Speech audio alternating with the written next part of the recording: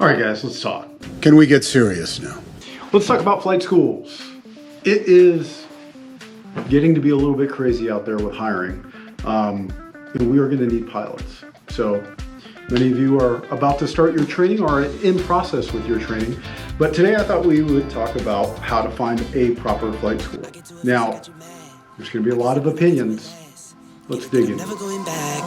Get it that I'm never going back. Going up, going up, going up, going up, going up, going up. Get it that I'm never going up, going up, going up, going up, going up. Now, what is the best flight school? Well, it depends. Honestly, the best flight school is the one that you actually enjoy being at and you are actually learning. So let me explain. Every flight school is not created equal. Even though there is a certain amount of time that you need for your FAA license, not every flight school is created equal in that sense. So even though the FAA minimum is 40 hours, the actual average to get your private pilot license right now is 76 flight hours. So the reason why you want to look at the national average for flight time versus the FAA minimum is a lot of flight schools like to sell that minimum time for costing. Obviously, it looks a lot nicer when you cost out something that costs 40 hours of flight time versus something that costs 76 hours. The other thing you want to look at is if the flight school has a standardized syllabus. Lots of flight schools out there just kind of wing it, and that's not really productive, or should I say efficient in getting your license. Also, you may end up spending more flight time reviewing what you've already done if it's not in a clear and concise step-by-step syllabus. So my advice is to go out there and find a school that has a syllabus and sit down with them and go through it. They should be able to explain it really well to you. If not, move on to the next one. So when you're out there Googling schools and looking for the right environment for you that fits you, maybe it's the flight school that's right down the street, or maybe you have to drive a little bit farther to get to that right flight school. Make sure you visit several, like I said in the beginning, and talk to them about their syllabus, and then go out to the hangar and look at their airplanes. What I would recommend is looking for a flight school that has a standardized fleet, meaning that every airplane is the same. Standardized.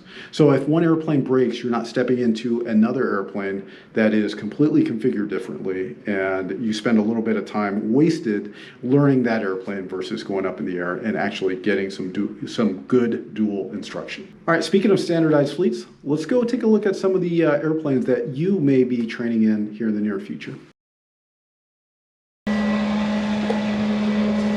So while we're talking about it, let's talk about airplanes. You know, you get your Cessnas, your Pipers, your Diamonds, your Slings. Does it really matter what airplane that you're training in? Well, maybe.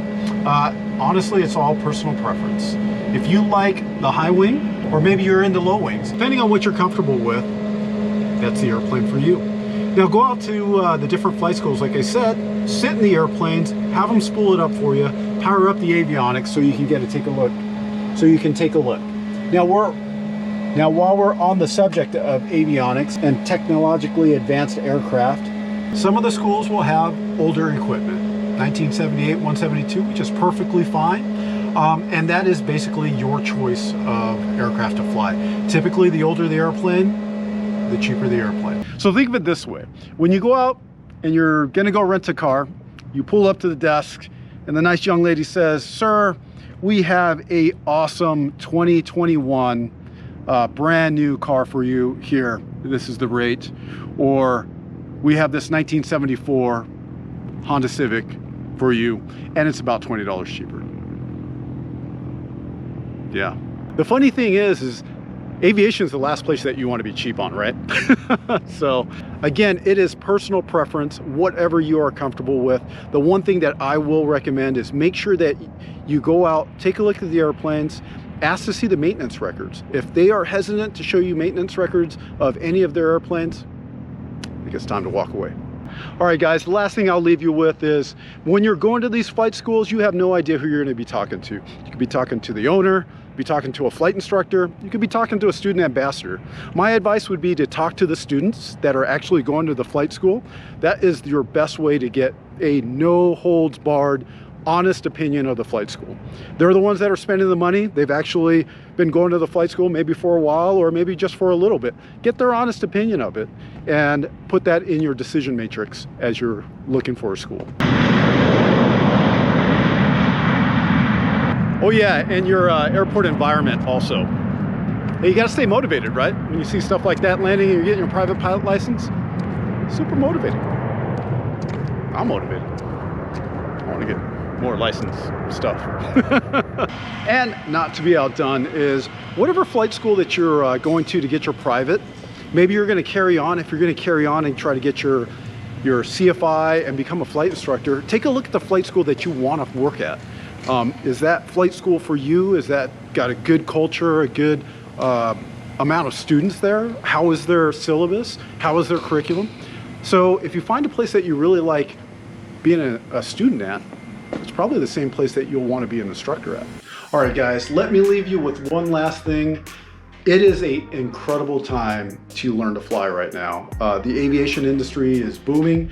There is a lack of pilots out there. So if you want to start your training, I'd highly recommend you going out, get a discovery flight. You'll know within the first few minutes whether or not you like flying or not. If you thought it was cool and you just want to try it out, go take a discovery flight. Go down to one of those flight schools. As you find one that interests you, go take a discovery flight with them. You'll find out pretty quick whether or not this flying thing's for you. I think it will be. But anyways, if you found value in this video, please like, subscribe, comment down below of what you think. I'm sure everybody has opinions on different flight schools. Maybe it's something that someone can find value in as they're reading it. So do appreciate all of you guys, and we'll see you next week. Get it that I'm never going back. Going up, going up, going up, going up, going up, going up. Get it that I'm never going up, going up, going up, going up, going up.